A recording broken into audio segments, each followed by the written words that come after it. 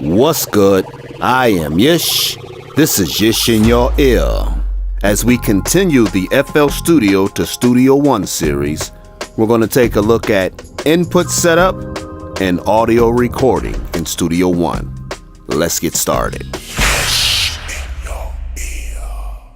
All right, so before we get started, I want to recap some of the things that I did in Studio One compared to what I usually do in FL Studio, right?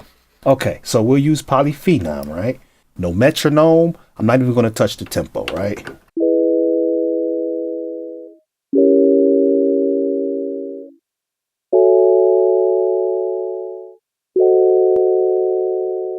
All right, so we got us a part here. So we go into the actual sequence.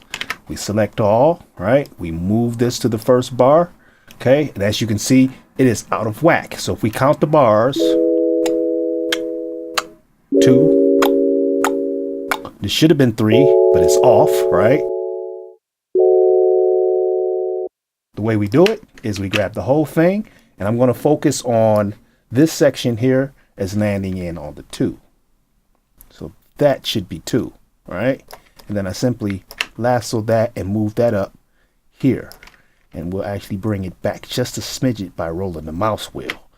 Beautiful workflow, right? So we have this in a bar. So now what I'm going to do, and I did find the tap tempo in Studio One. Perfect, just tap where it says tempo. All right. In FL Studio, we right click the tempo area and we hit tap. So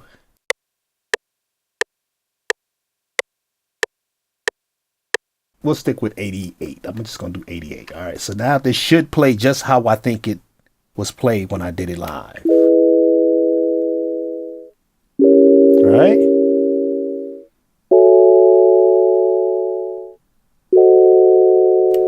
Okay. Now, of course, in Studio One, we had to do some cutting and we had to do some cutting here. We had to do some moving around. So it's not as elegant as one person put it. All right. And so the other thing that that you see me fiddle faddle with FL Studio, when I hit the fast forward and rewind buttons, it moves it by bars, right? Rather than an actual fast forward. So back in Studio One, of course, we figured that out. And the way that we did that was I had to re-implement my MIDI controller, put it in as a new keyboard, right? And then that gave me the MIDI learn box here. Once I changed the transport controls to actual MIDI control numbers, I was then able to assign rewind bar, forward bar, stop, start, and record. I was then able to assign it a actual command from inside Studio One. What I also then did was I assigned undo, redo, and I believe a couple of other controls as well, which is something you can't do in FL Studio. And that way I don't have to touch the mouse at all when I'm actually doing the recording. Let us get to the most important part of me even making this transition, and that is audio recording. We'll start with FL Studio. All right, so for audio recording, FL Studio's audio recording capabilities are decent. I will not complain because it provides me exactly what I need. I typically would use track 1 as the input channel, and I would route that to track 2. And what that does is anything I record on this track would automatically be routed to track 2. I was fine with that. But as I started getting into work on an actual album, I found that just in general, the workflow here in FL Studio was not efficient for that, right? But at any rate, so we would choose the input. All right, as you can see, my vocals is coming through. So if I was recording, I would go into song mode, right? Hit record, blah, blah, blah, blankety, blankety, stankety, stankety, woo-ha, right?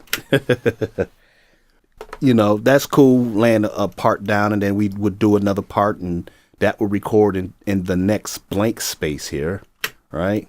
And then the next blank space, and then the next blank space, and so on. So it's going to automatically put it in whatever is the first blank space.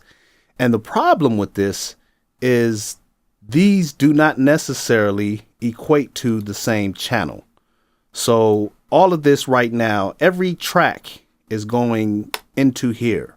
They're not split up per track.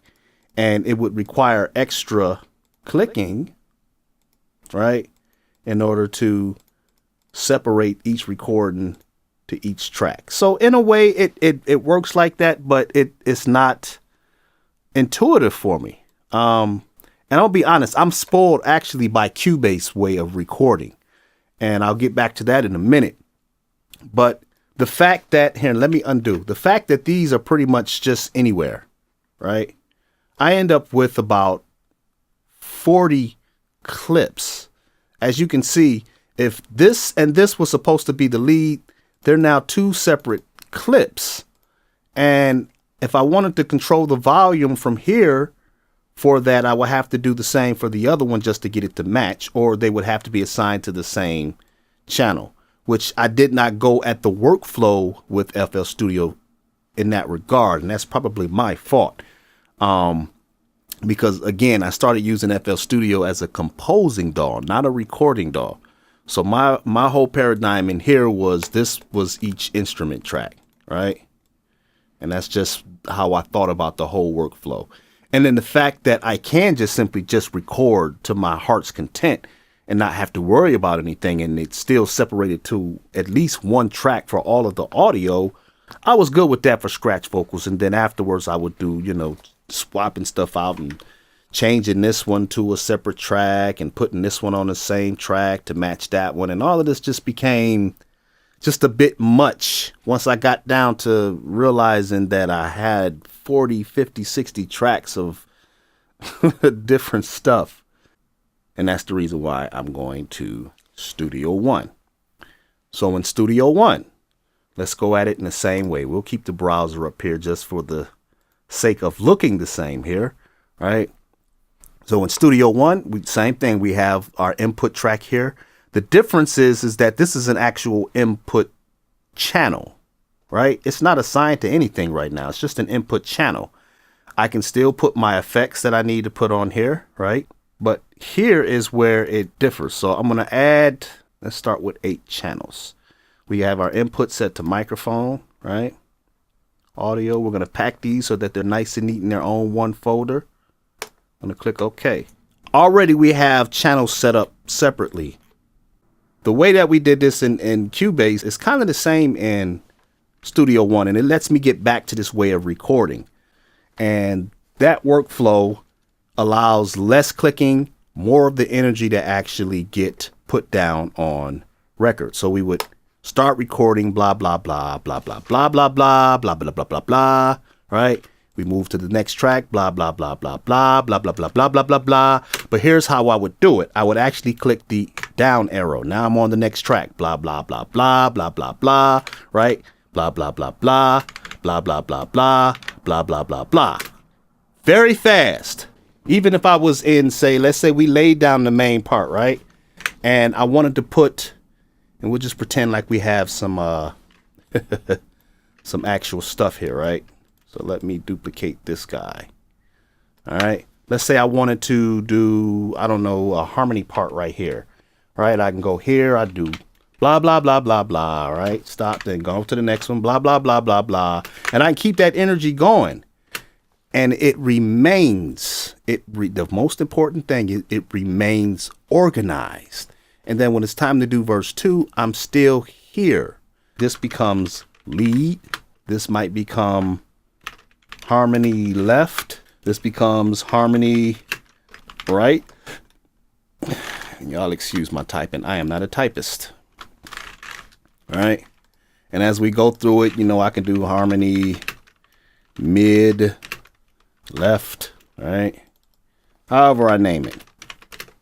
Right. And then that just remains organized. So if I'm down here and I'm doing the lead, I'm blah, blah, blah, blah, blah, stankety blankety, right? And then I'm doing the harmonies again and doing a low harmony, right? And I'm on the next track and I hit the arrow, low harmony. And then I go to the next one, mid harmony, right? And just so on. It just keeps it organized so that the flow stays consistent and energy is not lost for the creative process, which is highly important for a composer, highly important for a recording artist, and even for, you know, a producer who is working with, you know, in this paradigm here as kind of everything in this day and age, right?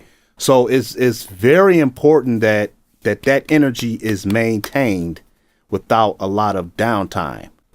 All right, so enough of me blabbing here. Let's get to some actual recording. All right, now I have already created a input channel preset for my vocal chain, right? And this is using Nebula. This is how I typically would record in FL Studio. Our chain consists of the C1 compressor and gate, and I'm just using the expander function on this rather than the gate to lower the noise floor. Next is our mic model. We are using a Henry Olonga U47 sampled cardioid mic at 5 centimeters. All right. And we are also using a Henry Olonga 73, which is basically a Neve 73 that was sampled at 70 decibels. Right. So we have a microphone library and a preamp library that we use to change the input characteristics of my microphone, which is an Aventone CV12. All right. So that's our input. So let me look at the performance monitoring here. All right. And let's see here. Latency. Mic model is 1.5. Preamp is 1.5. C1 is 7.7. All right. We're going to have to swap that out. And I can hear that. So I am going to change our expander to the fat channel for its expansion capabilities. I will take a look again at the performance monitor, and the fat channel has no inherent latency. Perfect. So I'm at about 3 milliseconds of delay total, right? As opposed to that. All right. So before I continue, let's double check that everything is good here. Our input channel is set to go. Right? Nice and clean. Let me get some gain here. All right, let's get some audio laid down. Loving you is so easy for me to do, 'cause I'm in love with you. So I cannot do the auto tune. It's not going to work. It sounds like pure D. All right, let's go to the next track.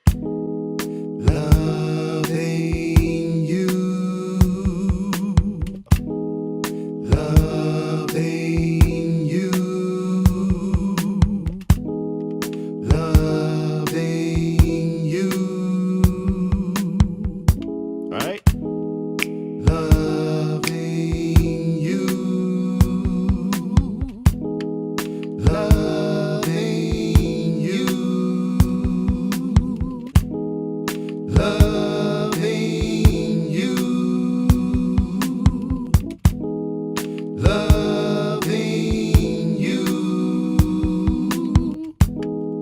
Loving you.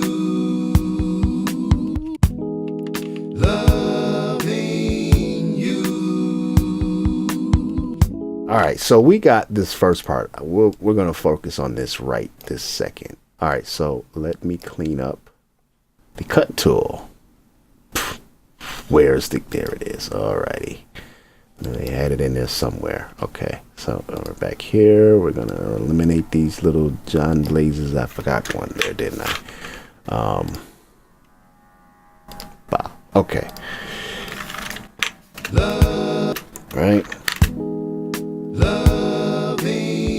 you. Love. All right, so what we got here? We got this one. Loving you. So we'll bounce those off to the side. Loving you. Not bad. considering we turned the auto tune off. Sometimes auto tune is cool, sometimes it's just annoying. All right. Loving you. All right, so we got that one. We'll put you here. What is that? Okay, I'll live with that. Loving you. All right, so we need to get this part doubled. Loving you. Loving you. So we are on 6 here. Loving you. Is that good enough, though? Let's see. Loving you. It works. Loving you. Loving you. Now, this is where I like to have one channel, right? One channel automatically on at all times and monitoring turned off for everything else. How do we do that? All right, so if we can get this to separate the two. Audio track monitoring follows record. That means that I can have something on without doing that. Okay, then if that is the case, then audio input follows selection. Beautiful, beautiful. All right. Loving you. Did I delete something? I surely did. Hold on, buddy. Wait a minute. What you doing, partner? So we'll cut it here. That. We'll do that. And we'll actually move these here. Okay. Loving you. Loving you. Loving you. It's loving you. It's so wonderful. It's so wonderful. It's so wonderful. All right, so really I don't want this guy here because that is a different pitch than what we have. Right, so we're gonna put you lead 2. All right, I got us another track down here. Let us duplicate that track. Ah, that's wonderful. Loving you is so wonderful. Loving you is so wonderful. All right. Let's see here. Loving you is so wonderful. All right, I think that's halfway decent. Loving you. All right, so for this, I'm going to add a different bus.